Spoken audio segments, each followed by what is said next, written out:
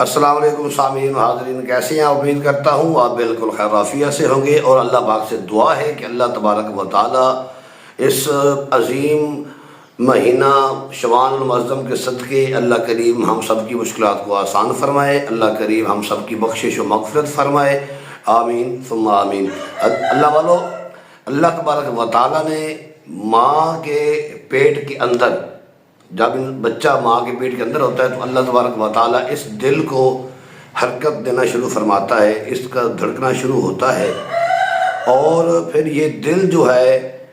انسان ماں کے پیٹ سے باہر آتا ہے، پیدا ہو جاتا ہے، بچہ پیدا ہو جاتا ہے، پوری زندگی جب تک اس کی زندگی اللہ تبارک و تعالیٰ نے لکھ دی ہے تو تب تک وہ دل جو ہمارے دل کے اندر ہے، جو ہمارے جسم کے اندر دل موجود ہے، یہ پمپ کرتا رہتا ہے۔ یہ ہمارے جسم کے ٹریلین خلیوں کو خون سپلائی کرتا رہتا ہے، اور اگر اس کی ہم پامائش کریں تو کئی لاکھ کلومیٹر جو ہے نا،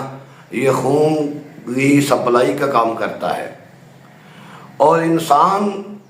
اس دل کے بغیر جو ہے ایک سیکنڈ بھی زندہ نہیں رہ سکتا۔ اور اس لیے علماء کرام فرماتے ہیں، مفسرین عظام فرماتے ہیں کہ جو دل ہے اس کو اللہ تبارک و تعالیٰ نے جسم کا بادشاہ بنایا ہے، اور جسم کا بادشاہ اللہ کریم نے اس کو بنایا، اور حدیث پاک میں بھی آتا ہے کہ اگر انسان کا دل ٹھیک ہو جائے تو پورا جسم ہی ٹھیک ہو جائے، کیونکہ دل جو ہے یہ کسی چیز کا ارادہ کرتا ہے، اور باقی جو جسم کے اعضاء ہیں وہ اس کو پورا کرتے ہیں۔ اور جو دل ہے انسان کے جسم کے اندر موجود ہے، یہ ایک مٹھی کے برابر ایک چھوٹا سا گوشت کا ٹکڑا ہے، اور جو ہے اس کا وزن 1 پاؤ سے تھوڑا زیادہ ہے، کئی پاؤنڈ اس کا وزن ہے۔ یہ اس کو دل کہتے ہیں، جو ہمارے جسم میں خون کی سپلائی دیتا ہے، اور جو باقی اس کو قلب کہا جاتا ہے، عربی میں قلب کا معنی ہوتا ہے کہ تبدیل ہوتے رہنا۔ تو یہ اس کے چونکہ ہمارے دل کے اندر جو خیالات ہوتے ہیں نا وہ تبدیل ہوتے رہتے ہیں، کبھی ہم نے یہ ارادہ کر لیا، کبھی وہ ارادہ کر لیا، تو اس طریقہ سے اس کو قلب کہا جاتا ہے کہ اس کے ارادے تبدیل ہوتے رہتے ہیں۔ اور جو ہے آقا علیہ الصلوۃ والسلام نے بھی اس دل کو دین پر قائم رہنے کے لیے سرکار بھی دعا کیا کرتے تھے۔ حضرت ام سلمہ رضی اللہ تعالی عنہا راوی ہیں کہ آپ فرماتے ہیں کہ آقا علیہ الصلوۃ والسلام جب رات کو اکثر آتے تو سرکار دعا فرمایا کرتے،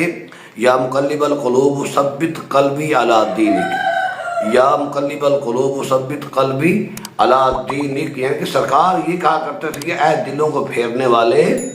میرے دل کو دین پہ قائم رکھ، میرے دل کو دین پر پھیر دے، اپنی دین پر میرے دل کو قائم رکھ۔ تو اللہ والو، دل کی جو ہے نا، یہ قلب جو ہے، اس کی 3 قسمیں علماء کرام بناتے ہیں، مفسرین نظام لکھتے ہیں۔ ایک ہوتا ہے قلب سلیم، ایک ہوتا ہے قلب میت، ایک ہوتا ہے قلب مریض۔ یہ 3 قسم کے قلب ہوتے ہیں ہمارے دل کے اندر۔ جو قلب سلیم ہوتا ہے یہ بہت ہی اچھا دل ہوتا ہے، اور یہ قلب سلیم ہوتا ہے یہ ہر کام اللہ کی رضا کے لیے کرتا ہے، اور جیسے اللہ تبارک و تعالیٰ نے احکام شریعت بتا دیے، قرآن پاک میں آ گئے، حدیث پاک میں آ گئے، وہ ان پر منوعاً عمل کرتا ہے،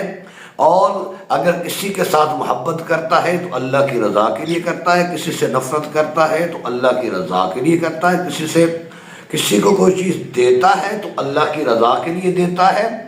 اور اللہ کی رضا سے ہٹ کر وہ کوئی کام نہیں کرتا۔ اسے کہتے ہیں قلب سلیم۔ اور جو قلب میت ہے وہ جو ہے وہ اللہ تبارک و تعالیٰ کی شریعت کے خلاف جاتا ہے، وہ جو قانون شریعت ہے، جو شریعت نے ہمیں بتا دیے ہیں، وہ ان پر عمل نہیں کرتا۔ وہ صرف اپنے نفس کے اندر ہی گم رہتا ہے، اپنے نفس کے گناہوں میں مشغول رہتا ہے، اور صرف اسے اپنی ہی ہوتی ہے۔ اگر وہ کسی سے محبت کرتا ہے تو اپنے لیے کرتا ہے، کسی سے وہ نفرت کرتا ہے تو اپنی ذات کے لیے کرتا ہے، اگر کسی کو کوئی چیز دیتا ہے تو اپنی ذات کے لیے دیتا ہے، اور کسی سے کوئی چیز لیتا ہے تو اپنی ذات کے لیے لیتا ہے۔ اسے اللہ اور اس کے رسول اور دین سے اس کا کوئی سروکار نہیں ہوتا، وہ صرف اور صرف اپنی ذات کا ہی ہو کے رہ جاتا ہے۔ اب جو تیسرا میں نے آپ کو بتایا کہ دل کی جو قلب کی قسم ہے وہ ہے قلب مریض۔ قلب مریض وہ ہوتا ہے کہ جس کے اندر کچھ صفات جو ہے وہ اللہ تبارک و تعالیٰ کے حکم کی بھی ہوتی ہیں اور کچھ صفات اپنے انا کی بھی ہوتی ہے، کہ وہ کبھی جب عبادت میں مشغول ہوتا ہے، نماز کے لیے جاتا ہے تو اللہ تبارک و تعالیٰ کے ساتھ خشوع و خضوع سے نماز پڑھتا ہے، اور پھر جب اپنے مستی میں ہوتا ہے تو پھر گناہوں میں مشغول ہو جاتا ہے۔ یعنی کہ اس میں دونوں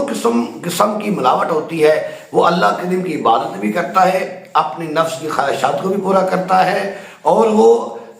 ملا جلا ہوتا ہے، اسے قلب مریض کہتے ہیں۔ اللہ والو، جو یہ دل ہے ہمارے اندر موجود ہے اور اللہ تبارک و تعالیٰ کی عطا ہے،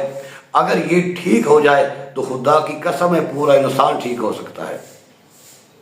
اب آئیے، جو یہ دل کی بیماریاں ہیں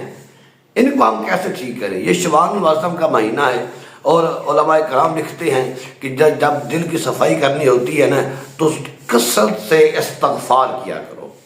اللہ کریم کی بارگاہ میں توبہ کیا کرو۔ اور جو استغفار ہے تو بندہ توبہ کرتا ہے تو آقا اللہ تبارک و تعالیٰ اس دل پر اپنی رحمت فرماتا ہے اور اس کے درجات بلند فرماتا ہے، اور پھر اس دل کی صفائی ہوتی ہے۔ آقا علیہ الصلوۃ والسلام جو معصوم عن الخطا ہیں کہ جن سے گناہ کا تصور بھی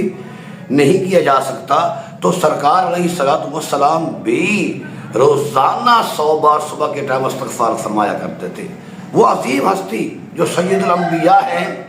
اور خاتم النبیین ہیں، جن کے صدقے دنیا و کائنات بنائی گئی، وہ اتنا استغفار کرتے ہیں تو ہم کس بات کی بولی ہیں؟ ہمیں تو زیادہ استغفار کرنا چاہیے، زیادہ اللہ تبارک و تعالیٰ کی بارگاہ میں جھکنا چاہیے۔ تو اللہ والو، یہ شعبان المعظم کا مہینہ ہے، آج 12 شعبان المعظم ہے اور شب برات بھی آ رہی ہے، تو آپ سے التماس ہے کہ استغفار کی تسبیح کر لیں، جتنا ہو سکتا ہے اللہ کریم کو راضی کر لیں۔ کیا پتہ اگلے سال یہ ایسی عظیم رات، ایسا مہینہ ہمیں ملے نہ ملے۔ اور دوسرا یہ طریقہ ہے دل کو صاف کرنے کا کہ آقا علیہ الصلوۃ والسلام کی ذات پر درود پاک پڑھا جائے۔ جتنا آپ درود پاک پڑھیں گے، جتنا آپ اللہ تبارک و تعالیٰ کی بارگاہ میں، سرکار علیہ الصلوۃ والسلام کی بارگاہ میں درود پاک پیش کرتے جائیں گے، اللہ تبارک و تعالیٰ کی رحمت اور آقا علیہ الصلوۃ والسلام کی توجہ آپ کے دل پر ہوگی، اور جس سے آپ کا دل قلب سلیم بنے گا، آپ کا دل قلب سلیم بنے گا اور اللہ تبارک و تعالیٰ کی رحمت ہوگی۔ تو جتنا ہو سکتا ہے توبہ استغفار کریں، درود پاک کی کثرت کریں، اور ان دنوں کو اچھے طریقے سے گزاریں۔ اللہ تبارک و تعالیٰ سے اپنے پچھلے سابقہ گناہوں کی توبہ کریں، استغفار کریں، باقی آگے نیک اعمال کرنے کی نیت کریں، نیک اعمال کرنے کی، نماز پڑھنے کی، صدقہ و خیرات کرنے کی، اللہ اور رسول کے شریعت کے مطابق زندگی گزارنے کی کوشش کریں۔ انشاءاللہ العزیز دنیا میں بھی کامیاب ہوں گے، آخرت میں بھی کامیاب ہوں گے۔ انشاءاللہ پھر ملتے ہیں نیکسٹ ویڈیو میں۔ السلام علیکم۔